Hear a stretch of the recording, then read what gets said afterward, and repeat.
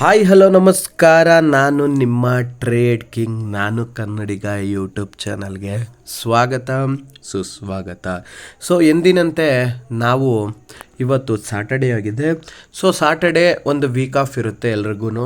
So ಈ weak ಆಫಲ್ಲಿ ನಿಮಗೊಂದು ಪ್ರತಿಯೊಂದು ಒಂದೊಂದು ದಿನ ಟೀಚಿಂಗ್ ಕ್ಲಾಸ್ನ ಹೇಳ್ಕೊಡ್ತೀನಿ. ಮತ್ತು ಕ್ಯಾಂಡಲ್ ಸ್ಟಿಕ್ಕು ಮತ್ತು ಸಪೋರ್ಟು ರೆಸಿಸ್ಟೆನ್ಸು ಇದ್ರ ಬಗ್ಗೆನೂ ಹೇಳ್ಕೊಡ್ತೀನಿ ಅಂತ ಹೇಳಿದೆ.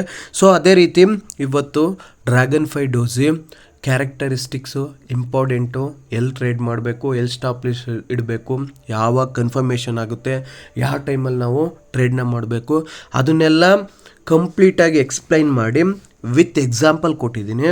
ಸೊ ಒಂದು ಕಡೆಯಿಂದ ನೀವು ನೋಡ್ತಾ ಹೋಗಿ. ಡಿಸ್ಕ್ಲೈಮರ್ನ ಕೊಡ್ತೀನಿ, ನಾನು ಯಾವುದೇ ಸೆಬಿ ರಿಜಿಸ್ಟರ್ ಅಡ್ವೈಸರ್ ಅಲ್ಲ. This video only for educational informational purpose only. So ನಿಮ್ಗೆ ಯೂಸ್ ಆದರೆ ಯೂಸ್ ಮಾಡ್ಕೊಳ್ಳಿ. ಇಲ್ಲ ಯಾವುದೇ ಬೈ ಆ್ಯಂಡ್ ಸೆಲ್ ರೆಕಮೆಂಡೇಷನ್ ಅಲ್ಲ. ನಿಮ್ಗೇನಾದರೂ ಬೈ ಆ್ಯಂಡ್ ಸೆಲ್ ಮಾಡಬೇಕಂದ್ರೆ ನಿಮ್ಮ ಫೈನಾನ್ಷಿಯಲ್ ಅಡ್ವೈಸರ್ನ ಕಾಂಟ್ಯಾಕ್ಟ್ ಮಾಡಿ.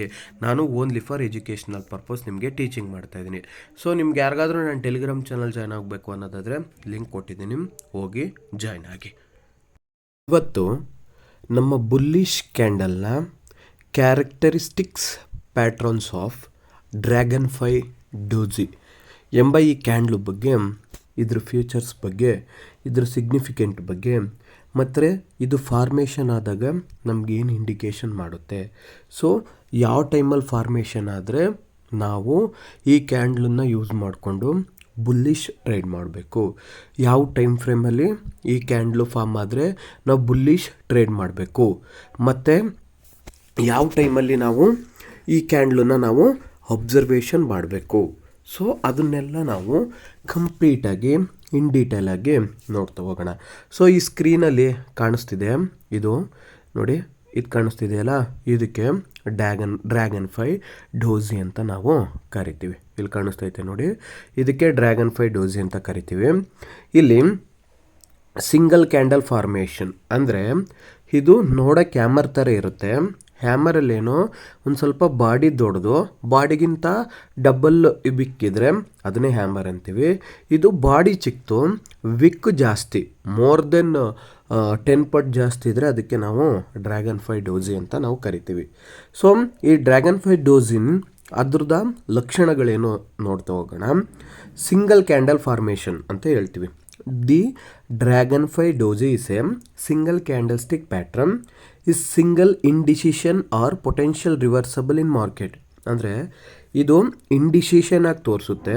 ಆ ಇಂಡಿಸಿಷನ್ ಆಗಿ ತೋರಿಸಿದ್ಮೇಲೆ ಅದನ್ನು ಬ್ರೇಕೌಟ್ ಕೊಟ್ಟ ಮಾರ್ಕೆಟ್ ಟ್ರೆಂಡು ರಿವರ್ಸಲ್ ಆಗಿ ಮಾಡೋ ತಾಕತ್ತು ಇದಕ್ಕಿದೆ.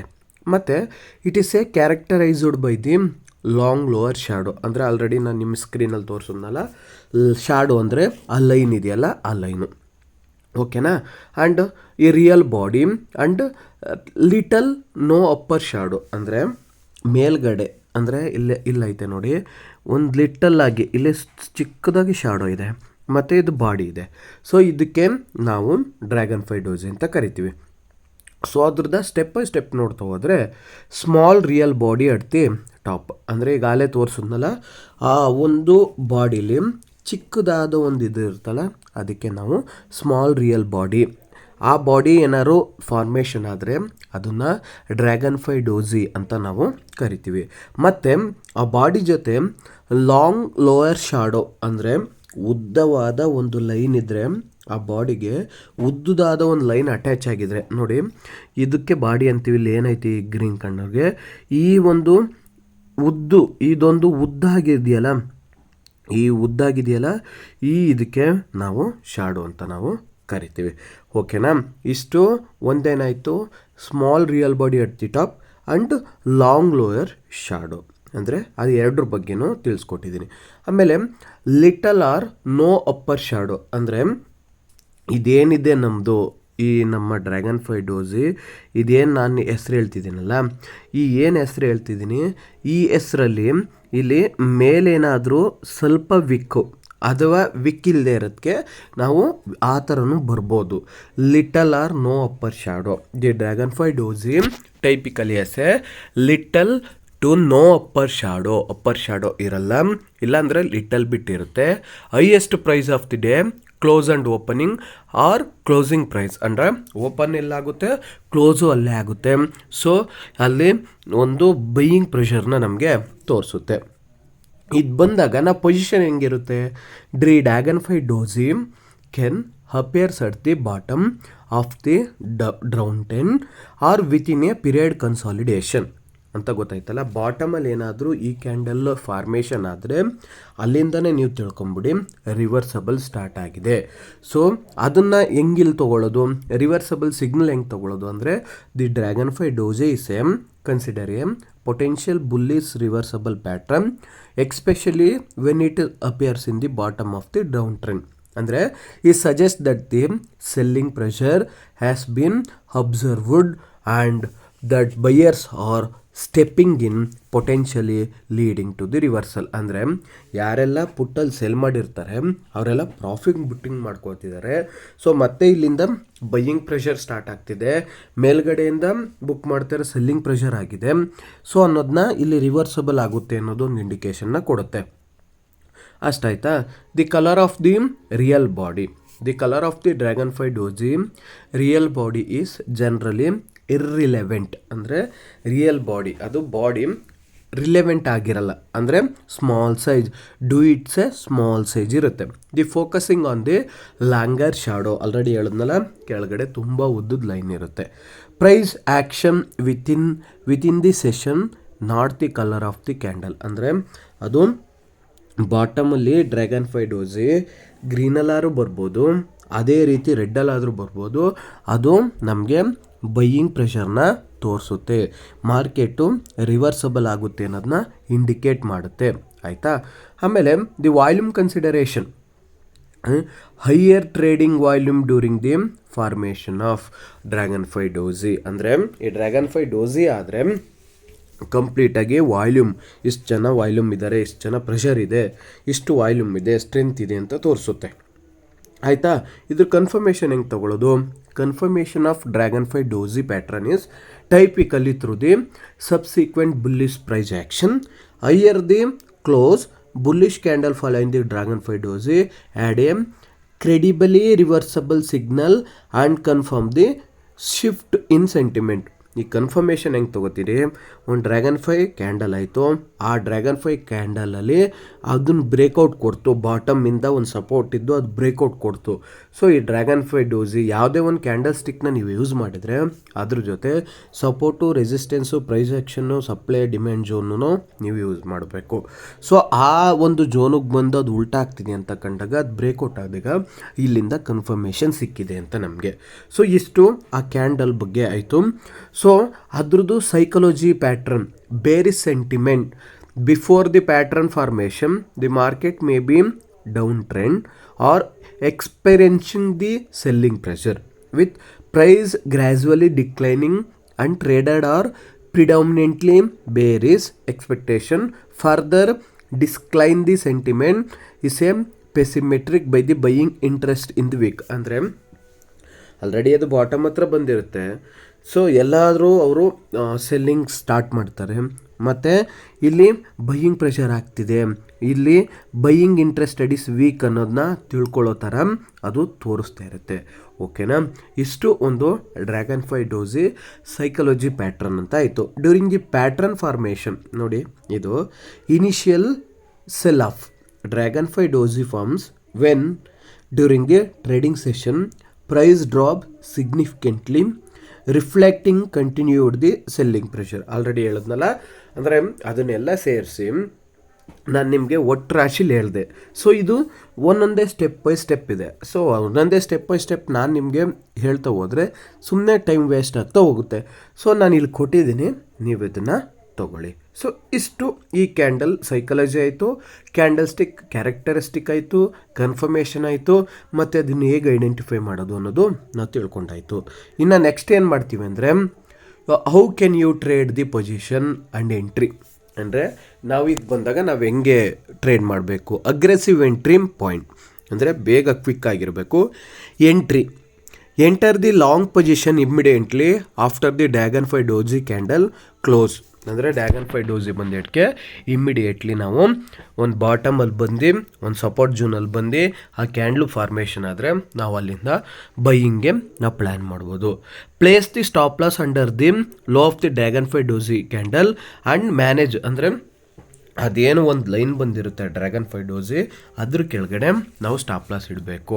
ಟಾರ್ಗೆಟಲ್ಲಿ set in the initial target based on the nearest resistance level. ಅದಕ್ಕೆ ಹೇಳಿದ್ದು ಯಾವುದೇ ಒಂದು ಕ್ಯಾಂಡಲ್ ಸ್ಟಿಕ್ ಬಗ್ಗೆ ಎಷ್ಟು ನಾವು ಕಂಪ್ಲೀಟಾಗಿ ಇಂಪಾರ್ಟೆಂಟಾಗಿ ತಿಳ್ಕೊತೀವಿ ಅಷ್ಟೇ ನಾವು ಸಪೋರ್ಟು ರೆಸಿಸ್ಟೆನ್ಸ್ ಬಗ್ಗೆನೂ ತಿಳ್ಕೋಬೇಕು. ಓಕೆನಾ. Previous I risk reward ratio at least previous I ಅಂದರೆ ನಾವು ಎಲ್ಲಿಗೆ ಇಡಬೇಕು ಟಾರ್ಗೆಟು, ಪ್ರೀವಿಯಸ್ ಸ್ವಿಂಗ್ಸ್ ಇರುತ್ತಲ್ಲ ಅಲ್ಲಿ, ಇಲ್ಲಾಂದರೆ ಡಿಪೆಂಡ್ಸ್ ಆನ್ 1:2 ರೇಷಿಯೋ. ಈಗ ನಾವು ಒಂದು 10 ಪಾಯಿಂಟು ಸ್ಟಾಪ್ ಲಾಸ್ ಇಟ್ಟಿದ್ವಿ ಅಂದರೆ 20 ಪಾಯಿಂಟ್ ನಾವು ಟಾರ್ಗೆಟ್ ಇಡಬೇಕು. ಆ ರೀತಿ 1:2 ರೇಷಿಯೋದಲ್ಲಿದೆ. ಆಯಿತಾ.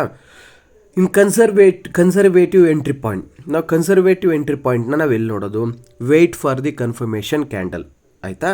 Bullish candle closing higher then the dragon fly doji before entering the long position. ಓಕೆನಾ. ಆ್ಯಂಡ್ ಸ್ಟಾಪ್ ಲಾಸ್ ಎಲ್ಲಿ, place a stop loss order below the low dragon fly doji candle. ಅಂದರೆ ಈ ಸೆಂಟೆನ್ಸು ಎಂಟ್ರಿ ಏನು ಹೇಳಪ್ಪ ಅಂದರೆ dragon fly doji ಆಯಿತು, ಸಪೋರ್ಟಿಂದ ಬಂತು, ಅದನ್ನು ಬ್ರೇಕೌಟ್ ಕೊಡ್ತು. ಸೊ ಅದನ್ನು ಬ್ರೇಕೌಟ್ ಕೊಟ್ಟಾಗ ನೀವು ಆರ್ಡರ್ನ ಪ್ಲೇಸ್ ಮಾಡಬೇಕು. ಟಾರ್ಗೆಟಿಂಗ್ಗೆ set the initial targets based on the nearest resistance level or previous I ಅಡ್ಜಸ್ಟಿಂಗ್ಗೆ ಪ್ರೈಸ್ ಮೂವಿಂಗ್ ಇನ್ ಫೇವರ್. ಅಂದರೆ ಆಲ್ರೆಡಿ ನಾನು ಹೇಳಿದ್ನಲ್ಲ ಆ ಥರ ಕನ್ಸರ್ವೇಟಿವ್ ಎಂಟ್ರಿ ಪಾಯಿಂಟ್ನ ನಾವು ನೋಡಬೇಕು. ಈಗ ಇಷ್ಟು ಎಲ್ಲಿ ಟ್ರೇಡ್ ತೊಗೋಬೇಕು, ಏನು ಮಾಡಬೇಕು ಅಂತ ನೋಡ್ದು. ಸೊ ಇದು ನಿಮಗೆ ಟೈಮ್ ಪೀರಿಯಡ್ ಗೊತ್ತಾಗಲಿಲ್ಲ. ಟೈಮ್ ಪೀರಿಯಡು ಒಂದು ನೀವು 5 ಮಿನಿಟ್ಸ್ ಆದರೂ ಯೂಸ್ ಮಾಡಿ. ನಾವು ಬೇಗ ಕ್ವಿಕ್ಕಾಗಿ ಟ್ರೇಡ್ ಮಾಡಿ ಎಕ್ಸಿಟ್ ಆಯ್ತೀವಿ ಅಂದರೆ 5 ಮಿನಿಟ್ಸ್ ಯೂಸ್ ಮಾಡಿ. ಇಲ್ಲ ನನಗೆ ಇನ್ನೂ ಲಾಂಗ್ ಪೊಸಿಷನ್ ನಾನು ಹೋಲ್ಡ್ ಮಾಡಬೇಕು ಅನ್ನೋದಾದರೆ 15 ಮಿನಿಟ್ಸಲ್ಲಿ ಟ್ರೇಡ್ ಮಾಡಿ. ಓಕೆನಾ. ಇವೆರಡೂ ಇದರಲ್ಲೂ ನೋಡ್ಕೋಬೋದು, ಅದ್ರ ಜೊತೆ ಸಪೋರ್ಟು ರೆಸಿಸ್ಟೆನ್ಸು ನೋಡ್ಬೋದು. ಸೊ ಇಷ್ಟಾದಮೇಲೆ ನಾವು ಎಕ್ಸಾಂಪಲ್ ನೋಡ್ತಾ ಹೋಗೋಣ. ಸೊ ಎಕ್ಸಾಂಪಲ್ ನಾನು ಇಲ್ಲಿ ಕೊಟ್ಟಿದ್ದೀನಿ, ನಿಮಗೆ ಕಾಣಿಸುತ್ತೋ ಇಲ್ವೋ ಗೊತ್ತಿಲ್ಲ ನೋಡಿ, ಇಲ್ಲೊಂದು ಎಕ್ಸಾಂಪಲ್ ಕೊಟ್ಟಿದ್ದೀನಿ. ಮತ್ತು ಈ ಎಕ್ಸಾಂಪಲ್ಲು ಬಂದಾಗ ಮಾರ್ಕೆಟ್ ಹೆಂಗೆ ಬಿಹೇವ್ ಮಾಡ್ತು, ಮತ್ತು ಇಲ್ಲೂ ನಮ್ಮ ಡ್ರ್ಯಾಗನ್ ಫ್ಲೈ ಡೋಜಿ ನೋಡಿ, ಇಲ್ಲೂ ಡ್ರ್ಯಾಗನ್ ಫ್ಲೈ ಡೋಜಿ ಆಯಿತು, ಅದು ಬ್ರೇಕೌಟ್ ಆಗಲಿಲ್ಲ. ಅಪ್ಸೈಡ್ ಬಾಡಿ ಬ್ರೇಕೌಟ್ ಕೊಟ್ಟು ಕನ್ಫರ್ಮೇಷನ್ ಕೊಟ್ಟರಷ್ಟೇ ನಾವು ಟ್ರೇಡಿಗೆ ಪ್ಲ್ಯಾನ್ ಮಾಡಬೇಕು. ಸೊ ಅದು ಆಗಲಿಲ್ಲ, ಅದಾದಮೇಲೆ ಮಾರ್ಕೆಟ್ ಹೆಂಗೆ ಕೆಳಗಡೆ ಬೀಳ್ತು. ಸೊ ಅದಕ್ಕೋಸ್ಕರ ನಾವು ಕನ್ಫರ್ಮೇಷನ್ ಒಂದು ಸಪೋರ್ಟ್ ಲೆವೆಲಲ್ಲಿ ಬಂತು, ಡ್ರ್ಯಾಗನ್ ಫ್ಲೈ ಡೋಜಿ ಆಯಿತು, ಸೊ ಬ್ರೇಕೌಟ್ ಆಯಿತು ಅನ್ನೋ ಟೈಮಲ್ಲಿ ಮಾತ್ರ ನಾವು ಟ್ರೇಡ್ನ ಎತ್ಕೋಬೇಕು. ಸೊ ಇದನ್ನು ನಾವು ನಮ್ಮ ಏನು ನಿಫ್ಟಿ, ಬ್ಯಾಂಕ್ ನಿಫ್ಟಿ ಚಾರ್ಟ್ ಇದೆ, ಅದರಲ್ಲಿ ಒಂದೆರಡು ಎಕ್ಸಾಂಪಲ್ ನೋಡ್ತಾ ಹೋಗೋಣ ಬನ್ನಿ. ಇದು ನಮ್ಮ ಸೆನ್ಸೆಕ್ಸ್ನ ಚಾರ್ಟು ನೋಡಿ. ನೀವು ಯಾವ ಥರ ಡ್ರ್ಯಾಗನ್ ಫ್ಲೈ ಡೋಜಿನ ಐಡೆಂಟಿಫೈ ಮಾಡೋದು ನೋಡಿ. ಒಂದು ರೆಡ್ ಕ್ಯಾಂಡಲ್ ಇದೆ, ಮತ್ತಿಲ್ಲಿ ಪಕ್ಕದಲ್ಲೇ ಸಪೋರ್ಟ್ ಇದೆ. ಇಂಥ ಟೈಮಲ್ಲಷ್ಟೇ ಅದು ನಮ್ಮದು ಅಪ್ಲಿಕೇಬಲ್ ಆಗೋದು. ನೋಡಿ, ಇಲ್ಲಿ ಸಪೋರ್ಟ್ ಐತೆ, ಮತ್ತಿಲ್ಲಿ ಡ್ರ್ಯಾಗನ್ ಫ್ಲೈ ಡೋಜಿ ಕ್ಯಾಂಡಲ್ ಆಗೈತೆ. ಇಲ್ಲಿ ಏನೈತೆ, ಇಲ್ಲಿ ತೋರಿಸ್ತಾ ಇದ್ದೀನಿ ನೋಡಿ. ಈ ನಮ್ಮ ಕ್ಯಾಂಡಲು ಇಲ್ಲಿ ಬಂದೈತಲ್ಲ, ಈ ನಮ್ಮ ಕ್ಯಾಂಡಲು ಇಲ್ಲೈತೆ. ಈ ಕ್ಯಾಂಡಲ್ ಇಲ್ಲಿ ಇದು ಈ ಕ್ಯಾಂಡಲ್ ಐತಲ್ಲ, ಇದನ್ನು ಇಲ್ಲಿ ಬ್ರೇಕೌಟ್ ಮಾಡ್ತು. ಇಲ್ಲಿ ನೋಡಿ, ಇಲ್ಲಿ ಮೇಲೆ ಬ್ರೇಕೌಟ್ ಆಯಿತು. ಆ ಬ್ರೇಕೌಟ್ ಮಾಡ್ತಲ್ಲ, ಈ ಬ್ರೇಕೌಟ್ ಮಾಡಿದ ತಕ್ಷಣವೇ ಮಾರ್ಕೆಟ್ ನೋಡಿ ಹೆಂಗೆ ಎಷ್ಟು ಯಾವ ಲೆವೆಲ್ಗೆ ನಮಗೆ ಮೇಲೋಗಿದೆ, ಮತ್ತು ನಮ್ಗೆ ಯಾವ ಲೆವೆಲಲ್ಲಿ ನಮಗೆ ಸಿಕ್ಕಿದೆ ಕಂಪ್ಲೀಟಾಗಿ ನಿಮಗೆ ಇಲ್ಲಿ ಸಿಕ್ಕೈತೆ. ಓಕೆನಾ.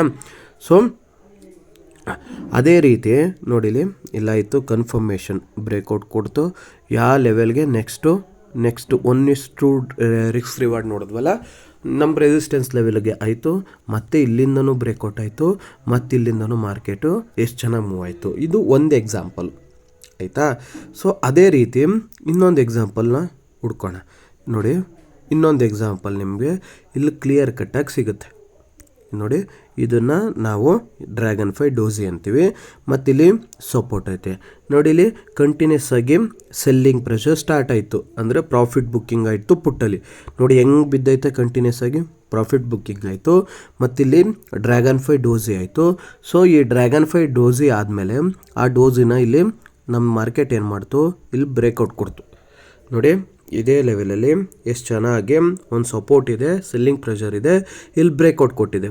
ಈ ಬ್ರೇಕ್ಔಟ್ ಕೊಟ್ಟ ಮೇಲೆ ಇನ್ನು ಮಾರ್ಕೆಟ್ ನೋಡಿ ಒಂದೇ ಕ್ಯಾಂಡಲ್ಲು ಯಾವ ಲೆವೆಲ್ಗೆ ನಿಮಗೆ ಹೋಗಿದೆ. ಸೊ ಅದಕ್ಕೋಸ್ಕರ ಇಲ್ಲೇ ನಮ್ಮ ಸಪೋರ್ಟ್ ಝೋನ್ ಇದೆ, ಬಾಟಮ್ ಝೋನ್ ಇದೆ, ಅದ್ರ ಜೊತೆ ಕ್ಯಾಂಡಲ್ ಸ್ಟಿಕ್ ಬಗ್ಗೆನೂ ತಿಳ್ಕೋಬೇಕು ಅನ್ನೋದು.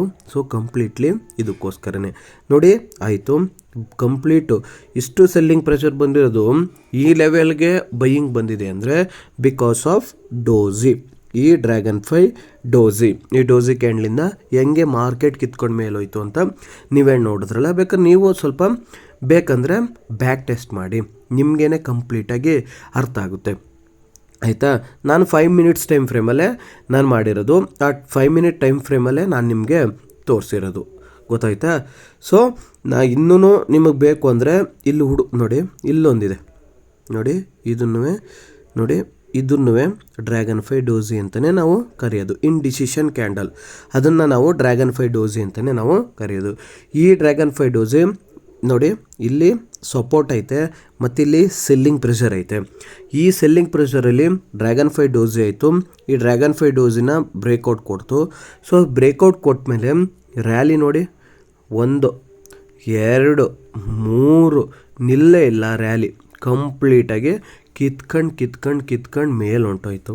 ಸೊ ಇದು ದಿ ಪವರ್ ಆಫ್ ಡೋಜಿ ಮತ್ತು ಕ್ಯಾಂಡಲ್ ಸ್ಟಿಕ್ಕು, ಸಪೋರ್ಟು ಮತ್ತು ರೆಸಿಸ್ಟೆನ್ಸು.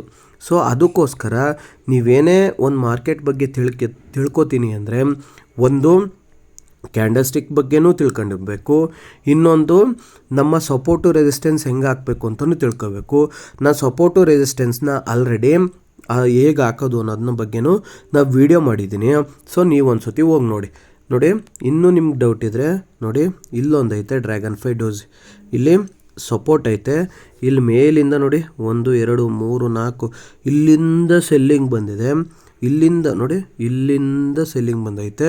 ಮತ್ತು ಇಲ್ಲಿ ನಮ್ಮದು ಡ್ರ್ಯಾಗನ್ ಫೈ ಡೋಜಿ ಕ್ಯಾಂಡಲ್ ಆಗೈತೆ. ಈ ಕ್ಯಾಂಡಲ್ ಇಲ್ಲಿ ಬ್ರೇಕ್ಔಟ್ ಮಾಡ್ತು, ಇಲ್ಲಿ ನೋಡಿ ಇಲ್ಲಿ ಬ್ರೇಕ್ಔಟ್ ಮಾಡಿದ್ಮೇಲೆ ರ್ಯಾಲಿ ನೋಡಿ.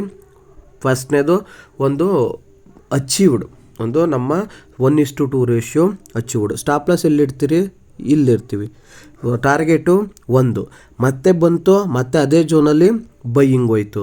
ಸೊ ಇದಕ್ಕೇ ಕ್ಯಾಂಡಲ್ ಸ್ಟಿಕ್ ಬಗ್ಗೆನೂ ತಿಳ್ಕೊಬೇಕು, ಸಪೋರ್ಟು ರೆಸಿಸ್ಟೆನ್ಸ್ ಬಗ್ಗೆನೂ ತಿಳ್ಕೊಬೇಕು ಅನ್ನೋದು. ಸೊ ಇಷ್ಟು ಕ್ಯಾಂಡಲ್ ಬಗ್ಗೆ ಆಯಿತು. ಹೀಗೆ ನನ್ನ ವಿಡಿಯೋ ಇಷ್ಟ ಆದರೆ ಲೈಕ್ ಮಾಡಿ, ಶೇರ್ ಮಾಡಿ, ಸಬ್ಸ್ಕ್ರೈಬ್ ಮಾಡಿ, ನಿಮ್ಮ ಫ್ರೆಂಡ್ಸ್ಗಳಿಗೂ ರೆಫರ್ ಮಾಡಿ. ಎಲ್ಲ ಅಮೌಂಟ್ನ ತಗೊಂಡು ನಿಮಗೆ ಟೀಚಿಂಗ್ ಮಾಡ್ತೀನಿ ಅಂತ ಹೇಳಿ ಒಂದು ಕ್ಲಾರಿಫಿಕೇಷನ್ ಕೊಡಲ್ಲ. ನಾನು ಫ್ರೀ ಆಫ್ ಕಾಸ್ಟಾಗಿ ಕೊಡ್ತಾಯಿದ್ದೀನಿ, ಯೂಸ್ ಮಾಡ್ಕೊಳ್ಳಿ. ಎಲ್ಲರೂ ಕನ್ನಡಿಗರು ಬೆಳಿಬೇಕು, ಒಂದು ಶೇರ್ ಮಾರ್ಕೆಟಲ್ಲಿ ನಿಲ್ಲಬೇಕು ಅನ್ನೋದು ನನ್ನ ಆಸೆ. ಸೊ ಕಲ್ತ್ಕೊಳ್ಳಿ, ಲರ್ನ್ ಮಾಡಿ, ಟ್ರೇಡ್ ಮಾಡಿ. ಜೈ ಕರ್ನಾಟಕ. ನಾನು ನಿಮ್ಮ ಕನ್ನಡಿಗ.